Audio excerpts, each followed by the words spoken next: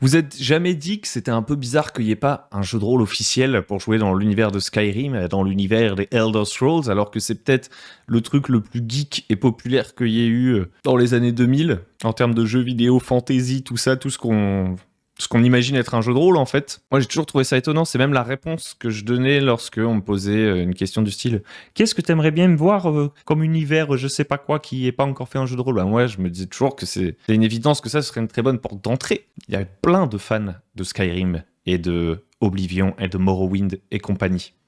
Aujourd'hui, on va parler de Shadowrim, qui est un setting de campagne pour Shadowdark. Alors pourquoi je vous en parle ? C'est pas parce que j'ai envie de jouer dans l'univers de Skyrim particulièrement, même si ce bouquin pourrait vous le permettre, du moins dans un univers un peu alternatif à Skyrim, question de droit, etc., j'imagine. Si je vous en parle, c'est parce que Shadowdark, je crois bien que ça reste mon système de cœur actuellement, même si là, j'y joue plus, que je ziote à côté. Je ne peux pas m'empêcher de penser que Shadowdark, ça coche vraiment quasiment toutes les cases. Il n'y a aucun système qui coche toutes les cases chez moi. Et vu que je réfléchis à des systèmes pour du bac à sable et pouvoir faire plein de choses, forcément Shadowdark, ça reste quand même quelque chose qui colle vachement à ce que j'aime dans le jeu de rôle. Par conséquent, je regarde comment les gens ils modifient Shadowdark à droite à gauche, les trucs auxquels ils pensent. Et le jeu dont on va parler, Shadowrim, parce que c'est presque une version alternative à Shadowdark avec des règles de base, par exemple pour la création de personnages qui sont différentes. Je trouve que en plus d'amener cet univers à la Skyrim, il apporte vraiment de très très bonnes idées pour, par exemple, une seconde campagne de Shadowdark où vous voulez qu'il y ait des trucs qui changent. Donc on va aller regarder ça.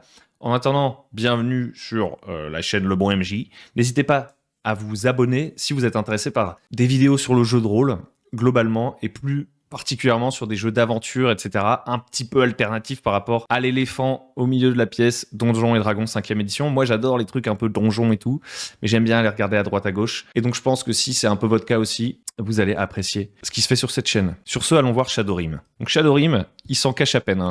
Il s'en cache à peine.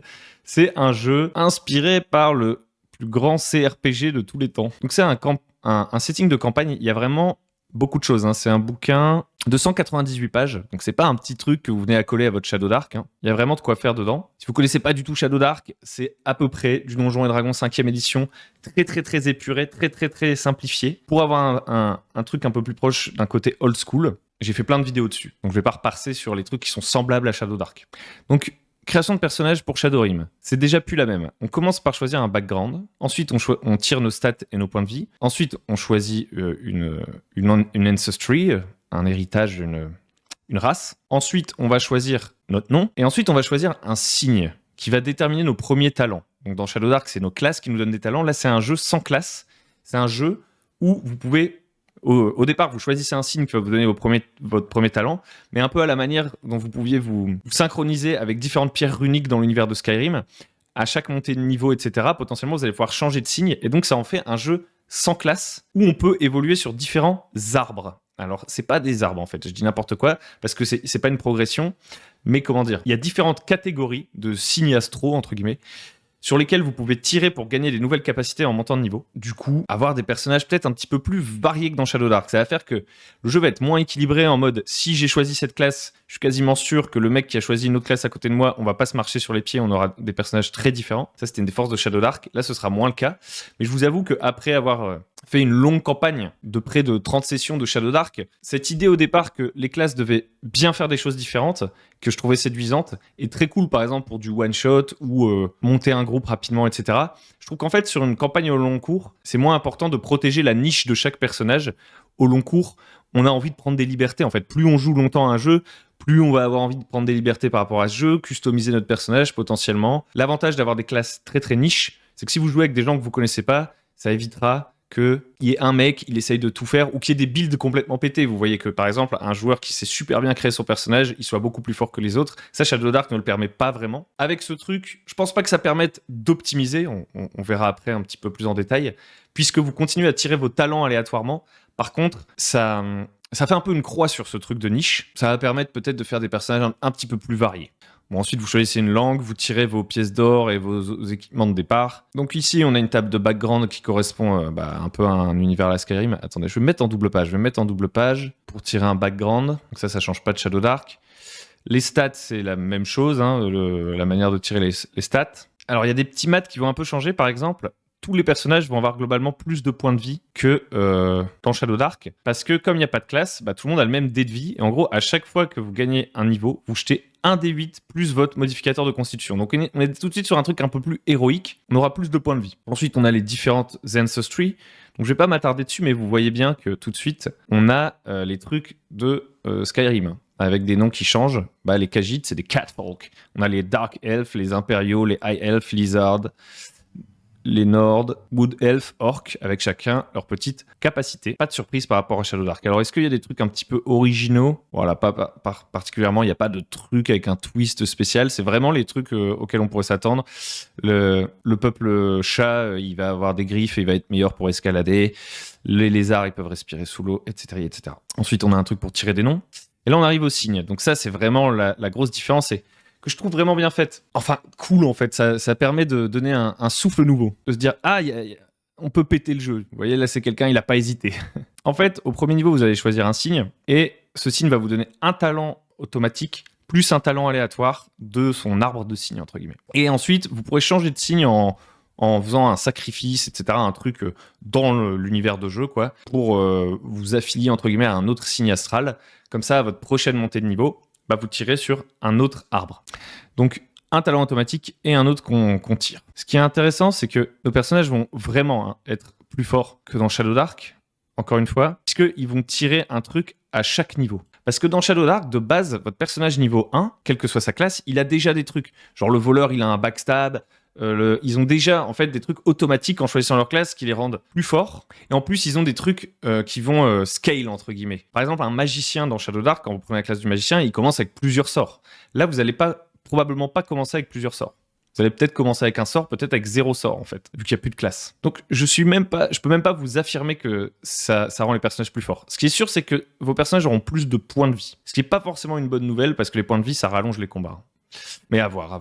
Admettons, je crée un personnage de niveau 1, je choisis, je sais pas moi, la corne, comme signe astral. Ça a du mal à se charger, comme je suis en double page. Bon, je vais prendre le dragon du coup. Et bien j'aurai le sort lévitation, automatiquement. Et puis j'en tirerai un autre. Je tirerai un autre truc sur ce machin. Je fais 10. Et donc avec 10, qu'est-ce que j'aurai? Plus 2 en intelligence. Voilà. En fait, c'est vraiment sans classe. Ça peut partir dans tous les sens. Dans chaque arbre, on a à la fois des trucs qui peuvent servir pour le combat, à la fois des trucs qui peuvent servir à lancer un sort. Enfin, il y a vraiment... On peut se laisser surprendre, en fait. Donc, je trouve l'idée assez cool. Alors, pour reproduire cette idée... Attendez, ça va pas du tout, là, l'affichage. Voilà, là, ça s'affiche mieux. Donc, ouais, en fait... On n'a plus vraiment de classe, genre il y a une classe qui peut lancer des sorts, une classe qui peut porter certaines armes et tout. Là, tout le monde va pouvoir porter toutes les armes et armures. Tout le monde va potentiellement pouvoir porter des sorts. En fait, ça va être beaucoup moins spécialisé finalement. Et du coup, votre progression, elle va être plutôt thématique. C'est-à-dire que vous allez devoir regarder un peu l'astre et vous dire « Ah, ici, par exemple, j'ai une chance d'avoir le sort d'invisibilité. Ici, j'ai une chance d'avoir le sort de télékinésie. Bon, je vais peut-être aller là-dedans. » Si vous êtes dans cette optique d'essayer de débloquer un truc. Mais je pense que c'est pas vraiment l'optique dans laquelle il faut être, de toute façon, quand on joue à Shadow Dark. Mais bref, en fonction du thème que vous avez envie d'explorer pour votre personnage, vous pouvez passer de l'un à l'autre de ces arbres. Et contrairement à Shadow Dark, où il n'y a que au niveau impair où vous gagnez des nouveaux talents, là, à tous les niveaux, vous allez gagner un nouveau talent. Et étant donné que ce talent, ce sera peut-être juste un nouveau sort, bon, c'est pas forcément un buff gigantesque ou je sais pas quoi. Si vous tombez sur un talent que vous avez déjà, vous gagnez 1 des 4 points de vie supplémentaires. Donc ça, encore une fois, ça fait qu'on va probablement avoir pas mal de points de vie par rapport à du Shadow Dark. Donc je sais pas trop si c'est rassurant pour le coup. Probablement que au lieu de mettre, si je devais là déjà commencer à donner mon avis, plutôt que de mettre 1 des 8 points de vie plus constitution à chaque niveau, ce qui est complètement différent de Shadow Dark, si j'avais envie que ça soit un peu plus rétro-compatible en fait. Que là, j'ai pas fait attention à si tous les monstres sont aussi buffés, etc., si tout le jeu s'aligne sur ce fait que tout le monde ait plus de points de vie. Mais moi, je préfère qu'on n'ait pas 50 milliards de points de vie, et je préfère que ce soit un peu plus compatible avec tout le reste de Shadow Dark. Donc ce que je ferais, c'est qu'ici, je mettrais 1 des 6 plus modificateur de constitution au niveau 1 éventuellement, au premier coup d'œil, et au niveau suivant, juste 1 des 6. Ça ferait que tout le monde, globalement, aurait les points de vie d'un prêtre, en fait. Donc d'une classe qui est un peu en entre-deux dans la base de Shadow Dark, et potentiellement plus de points de vie qu'un prêtre, puisque il y a potentiellement 1 des 4 points de vie supplémentaires si je tire un talent que j'ai déjà. Donc voilà, ça c'est le truc que je trouve hyper cool, un peu classless, on avance avec en fonction d'un thème en fait qu'on a choisi, etc. Donc là on a les langues, je passe, l'équipement de base, donc ok, tout ça on connaît... Voilà, Spells and Shout. Donc ça, c'est un autre truc qui change par rapport à Shadow Dark. Donc tous les sorts s'utilisent avec l'intelligence et leur difficulté est toujours de 12. Donc il n'y a plus de niveau de sort. Ça, c'est un gros changement aussi. Leur difficulté est toujours de 12. On peut passer longtemps à préparer un sort pour baisser sa difficulté à 9. Ok. Si on réussit à un lancer de sort, on peut le réutiliser. Si on échoue, on peut plus l'utiliser, comme dans Shadow Dark, il faut se reposer pour pouvoir l'utiliser à nouveau. Si on fait un échec critique, on ne peut plus utiliser ce sort jusqu'à ce qu'on soit rendu dans un temple ou qu'on ait accompli un rituel, machin truc, fait une offrande. Donc plus en mode un prêtre finalement, pour récupérer l'utilisation du sort. Donc pour les parchemins, c'est pareil que dans Shadow Dark classique. Alors les parchemins, à mon avis, vont avoir plus de valeur. J'aurais plus tendance à en foutre, parce que justement, il y a moins cette niche de la classe qui peut lancer des sorts et de celle qui peut pas lancer des sorts. Donc ça devient un truc beaucoup plus rigolo, que tous les PJ peuvent se passer entre eux, utiliser différemment et tout. Je trouve que ça redonne un peu de la valeur à ça. Je sais pas comment dire, à voir. Et donc quand on les utilise, bah voilà, ils se dissolvent. Alors ils partent du principe, parce que ça aussi c'est un truc, certains sorts scale en fonction du niveau. Les sorts n'ont plus de niveau, mais ils sont plus ou moins forts en fonction du niveau de votre personnage. Et pour les parchemins, on considère que c'est des sorts de niveau 1. Il y a une petite règle pour fabriquer des parchemins. Et ensuite, on a des cris. Donc les cris, c'est à peu près la même chose que pour les sorts, sauf que c'est le charisme. Donc ça, c'est vraiment Skyrim. Hein. Si vous vous coupez la main avant de crier, vous pouvez baisser la difficulté. Donc vous enlevez des points de vie pour baisser la difficulté du sort. Et ça fonctionne tout pareil pour... si je fais un échec critique, je peux plus m'en servir jusqu'à un moment, etc., etc. Et donc voilà, un sort, typiquement, animer les morts, ça va durer 3 rounds par niveau. Donc plus je suis de haut niveau, plus mon animation des morts, il dure longtemps. Ça permet de relever le corps d'un humanoïde de mon choix pour qu'il se batte à mes côtés. Son comportement est contrôlé par le MJ. Toutes ses actions sont faites sans modifiers. C'est pas mal ça, c'est très simple. En gros... Vous l'aurez compris, les sorts, leur durée ou leurs dégâts, etc. peuvent dépendre de votre niveau. On va regarder un sort d'attaque, parce que là, c'est pas mal de sorts où la durée, c'est en fonction de... Enfin, c'est la durée qui est affectée par le niveau. Mais si je prends, par exemple, Drain de vie. Ce sort inflige 1 des 4 dégâts unholy. Donc, unholy, c'est quoi ? C'est maléfique, quoi. Enfin, désacralisé. J'ai pas le mot français, là, qui me vient. Mais vous voyez de quoi on parle. 1 des 4 dégâts par niveau sur une cible qu'on touche et on gagne le même nombre de points de vie que les dégâts infligés. Donc ça, je trouve ça assez cool aussi. Je pense que le fait que tout le monde puisse avoir quelques sorts, voilà, ça fait que tout le monde peut avoir le plaisir d'aller se battre un bon petit coup au corps à corps, le plaisir de lancer un petit sort. Donc c'est pas la même fantaisie qui est représentée, mais ça montre des options intéressantes de comment ils ont réfléchi ça en fait. Donc perso, j'aime bien. Sur un jeu en fait sans classe, un peu où on fait moins attention à l'équilibrage, vous pouvez récupérer quasiment ce truc tel quel et c'est cool quoi. Donc le carousing, donc ça c'est des événements aléatoires de quand vous dépensez votre or, un peu comme dans Shadow Dark, donc vous avez des trucs alternatifs peut-être un peu plus dans l'ambiance Skyrim. Il y a des règles d'alchimie qui je trouve sont pas mal. Alors il y avait un autre jeu qui faisait à peu près de la même manière, mais j'ai complètement oublié ce que c'est. En fait, il y a plusieurs jeux qui font de la même manière. En gros, l'idée c'est que quand vous trouvez des ingrédients alchimiques, le MJ va déterminer aléatoirement leurs effets et au fur et à mesure, les PJ vont pouvoir noter tous les effets de ces ingrédients alchimiques et il va y avoir des règles pour les combiner. Donc il y a 20 effets différents. Et en fait, ils vont pouvoir apprendre en jouant. C'est ça que je trouve stylé. Si y a un PJ qui trouve ça cool, tout le monde n'est pas obligé de se mettre à faire de l'alchimie. Et s'il y a un PJ qui trouve ça cool, il va pouvoir se prendre un bouquin, une feuille de papier et commencer à noter tous les effets alchimiques qu'il découvre. Et vraiment pouvoir faire des expérimentations pour commencer à créer des potions de plus en plus puissantes au player skill. Donc ça, je trouve que c'est fun. Et puis, c'est très Skyrim, quoi. On pouvait faire ça. L'enchantement, j'ai pas lu, mais j'imagine qu'il y a cette histoire d'âme qu'on capture, etc. Donc en fonction... Ah, c'est intéressant. En fonction de l'âme qu'on capture, si par exemple, c'est juste l'âme d'un animal, on va pouvoir ajouter ou retirer une feature de l'équipement. Si c'est une créature mortelle, on va ajouter un bénéfice et une malédiction. Et si c'est une créature maléfique, on va ajouter un bénéfice ou retirer une malédiction. Donc c'est intéressant. Bon, je vais pas aller dans les détails, mais vous avez ce petit truc d'enchantement des Elder Scrolls. Alors, ces fameuses features et malédictions, où sont-elles ? Est-ce que on considère que c'est celle du livre de base de Shadow Dark ? Je ne pense pas, je pense qu'on les verra plus tard, mais je vois pas de renvoi à une page. Ok, dans la partie Game Master, on ira voir après. Donc voilà l'équipement. Donc je pense que c'est... Je voulais juste vérifier, est-ce que c'est vraiment comme Shadow Dark ou est-ce qu'il y a des changements de balance ? Armure de plate, ça fait 16. Alors, j'ai plus en fait Shadow Dark en tête, donc je ne saurais pas dire exactement. Mais il y a un peu plus de variété dans les armures. Elles ont différents trucs de désavantages, etc. L'armure de plate coûte 200 pièces d'or. Attendez, je vais ouvrir Shadow Dark, on va comparer vite fait. Alors l'armure de plate, par exemple, est plus forte ici que dans Shadow Dark, mais elle est aussi plus chère, quoi. Why not ? Donc voilà, on a on a tous les équipements dont on a besoin, des équipements d'aventure. Il y a beaucoup d'équipements d'aventure assez détaillés. C'est intéressant. Faut voir si vous aimez ce niveau de détail. Je suis pas sûr que ce soit nécessaire au jeu. Qu'est-ce qu'on pourrait regarder par exemple? Ouais, non, c'est vraiment des descriptions. Donc on a tous les petits équipements, tout ça, plus que dans Shadow Dark. Donc ça ajoute des choses. Ah, il y en a quand même pas mal. Tout ça, ça permet de faire ajouter potentiellement un petit peu de profondeur et de donner en fait envie aux PJ d'avoir des trucs dans leur sac, quoi. Pour avoir des problèmes, évidemment, de charge, de trucs qu'ils peuvent porter. Ensuite, on a la transportation. Donc c'est les animaux, qu'est-ce qu'ils peuvent transporter et tout. Très bien, très bien. Bon, on a des règles pour tout ça dans Shadow Dark, dans les autres suppléments et tout.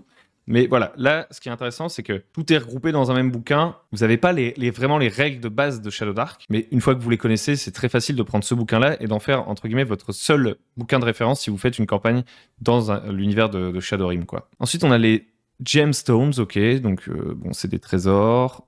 Les différents métaux, gatherings. Ok, donc ça, c'est les différents ingrédients qu'on va pouvoir ramasser. Donc ça, c'est très cool. Parce qu'en fait, ce que j'aime bien, c'est que si c'était contenté de mettre des effets aléatoires d'ingrédients, une table d'ingrédients à tirer, il y aurait eu, entre guillemets, une sorte d'infinité de l'ingrédient. Donc ça aurait enlevé la valeur du truc.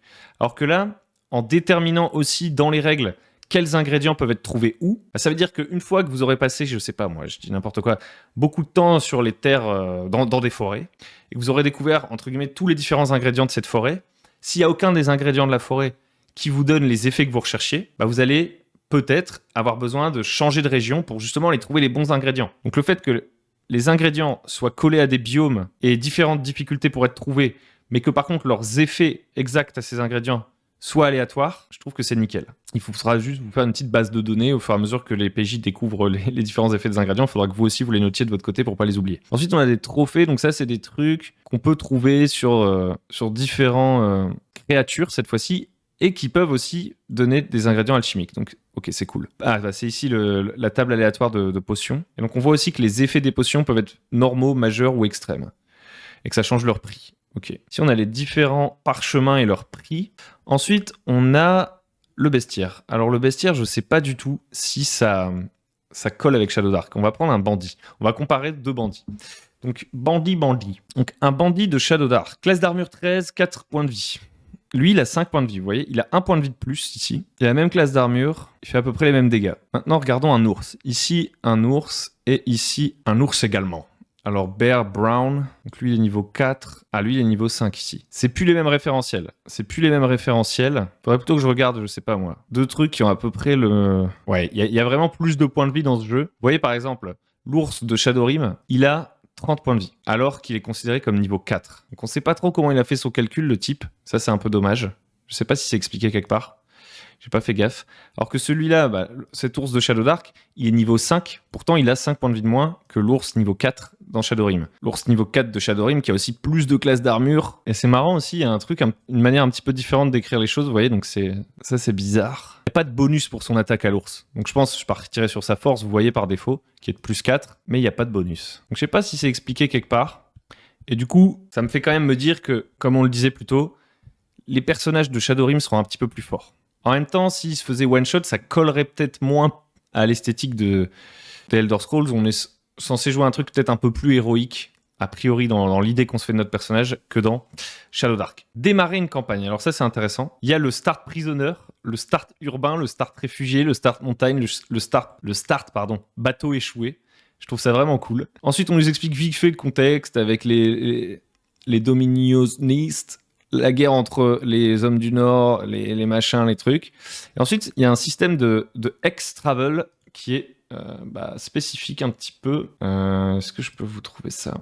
Parce que vous voyez, ça, c'est la map. Donc, c'est une immense map avec plein de hex. Bon, elle est un peu impersonnelle. Elle est pas moche, mais voilà, c'est pas non plus le style de carte que je préfère. Mais ce qui est cool, c'est qu'il y a déjà des lieux clés partout. Donc, vous avez cet effet d'échelle à la Skyrim, là.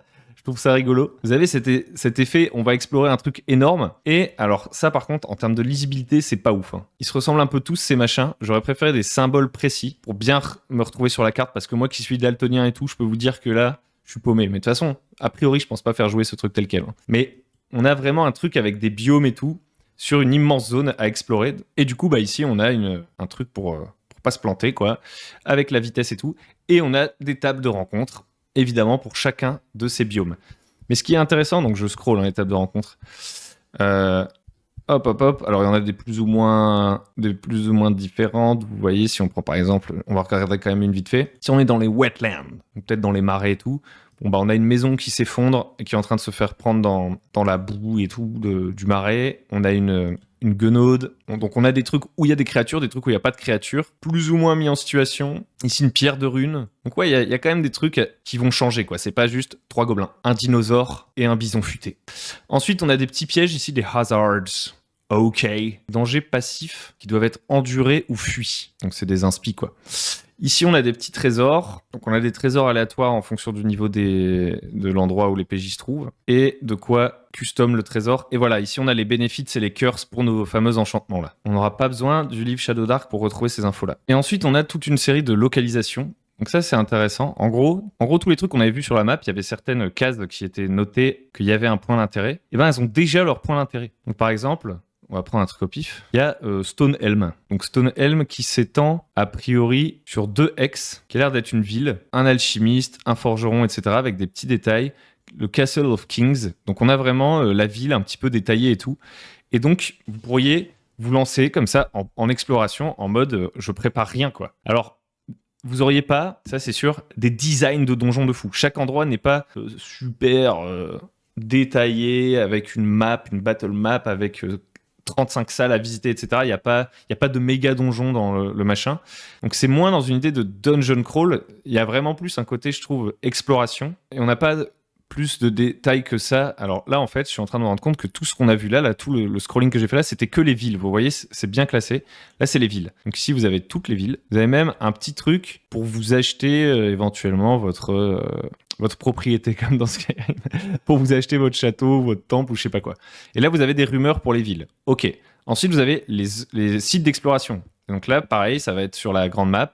Vous allez avoir une caverne sous-marine. Mais vous voyez, la caverne sous-marine, par contre, si vous voulez en faire un truc vraiment d'exploration, de dungeon crawl, il va falloir la bosser ou l'improviser. On vous donne un contexte. Des bandits sont en train d'utiliser cette cave le long de la côte et s'en servent comme cachette. Ils essayent de faire s'écraser des bateaux pour leur voler des trucs. Donc c'est des naufrageurs. Donjon. L'entrée de la cave s'est effondrée et largement bloquée par des rochers. Il y a un des 4 bandits qui surveille l'entrée. À l'intérieur de la cave, vous pouvez trouver un bateau marchand coincé sous des rochers. Il est utilisé par 2 des 4 bandits plus un chef bandit. Et on peut trouver tant de trésors à cet endroit. Voilà. Donc vous n'avez pas des donjons à proprement parler, détaillés et tout. Je pense que si vous voulez y jouer sans préparation, il vous faudra peut-être le petit support à réfléchir à l'avance à comment vous créez des donjons à la volée, etc. Parce que bon, là, la petite grotte des bandits, pourquoi pas, mais si je vais vers quelque chose de plus fat, genre le grand labyrinthe, vous voyez, le grand labyrinthe, c'est un chapitre avec enfin, c'est même pas un chapitre, c'est un truc. Je vais pas me sentir dans un labyrinthe juste avec écrit le grand labyrinthe. C'est une ruine nordique, il y a des trolls qui vivent à l'intérieur. Le donjon a plusieurs entrées. À l'intérieur, il y a tant de monstres. Le MJ devrait utiliser des pièges et des puzzles pour rendre l'exploration du donjon difficile. Voilà les trésors que vous trouvez dedans. Donc vous voyez, vous avez plein d'inspi sur où se trouve chaque chose, etc. Mais si vous voulez faire des trucs hyper détaillés, hyper profonds à chacun de ces endroits, ça va quand même vous demander du taf. Mais après, vous pouvez aussi jouer un petit peu plus narratif, quoi, comme on aime à dire. Je sais pas si c'est le bon terme, mais la jouer, en gros, que le labyrinthe, ce soit une succession de jets pour pas se perdre ou je sais pas quoi. Vous pouvez simplifier les choses. Ce qui est sûr, c'est que vous avez de quoi faire en termes d'inspi. Vous n'avez pas besoin de réfléchir votre monde, à où se trouvent les choses, etc. Vous avez juste à creuser les trucs qui intéressent vos PJ ou au moins les trucs qui sont autour d'eux, par exemple, et que vous pensez qu'ils pourraient atteindre durant cette séance. Et c'est ici que s'arrête le bouquin. Donc franchement, je trouve ça vraiment cool. Si je devais résumer, déjà, si vous avez envie de jouer à Skyrim avec Shadow Dark ou un truc équivalent, c'est une plutôt bonne ressource, je pense. Si vous voulez de l'inspi de plein de petits points d'intérêt différents aussi, franchement. Mais surtout, l'intérêt pour moi, c'est d'avoir ce pas de côté en fait sur le système. Je trouve que c'est intéressant. C'est une proposition de comment faire un système sans classe, mais en partant de la base Shadow Dark. J'aime beaucoup le petit côté... les petits trucs d'alchimie, d'enchantement, etc., qui peuvent facilement être réutilisés. Donc je trouve que clairement, j'aime bien cette forme de supplément qui va jusqu'au bout de son idée, quoi. C'est pas juste 2 classes pour jouer à Skyrim, ou c'est pas un donjon dans l'ambiance de Skyrim. Non, le mec, il s'est dit, ok, je vais essayer de bien tac, proposer un truc, une structure qui aidera ceux qui ont envie de faire ça. Je sais pas ce que vous en avez pensé, mais moi, le côté classless, là, ça me tente quand même pas trop mal. Ça me donne à réfléchir. Merci de m'avoir écouté. À très bientôt sur le bon MJ pour de futures vidéos sur Shadow Dark ou autre. N'hésitez pas à aller sur le Tipeee si vous voulez soutenir la chaîne, ça ferait vraiment plaisir. C'est grâce à votre soutien indéfectible. Il y a des gens qui ont continué d'ailleurs à soutenir pendant les 3 semaines où j'ai pas fait de vidéo. Un grand merci à eux. C'est grâce à votre soutien que tout ceci continue. Je vous dis à très bientôt. Ciao, ciao.